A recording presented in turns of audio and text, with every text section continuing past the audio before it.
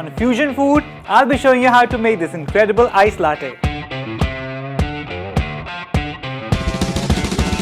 बस इतना सा पानी आपने ऐड करना है, समझें कि 2 टेबलस्पून बस। ये एस्प्रेसो शॉट हमारा बन चुका है, देखने इतनी जल्दी ये सारी की सारी घुल गई है। ऑलराइट, ये आपने ऐड कर देना है। नाल वेट के प्रॉपर तरीके से थोड़ा सा जो है ना आप ये ठंडा हो जाए। इतने मज़ेदार इसमें हम आइस ऐड करेंगे। Make sure that you adding loads and loads of ice.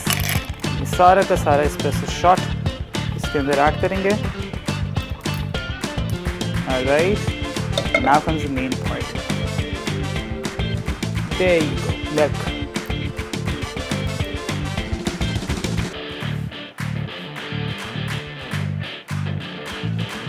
ये आपकी होममेड आइस लाटे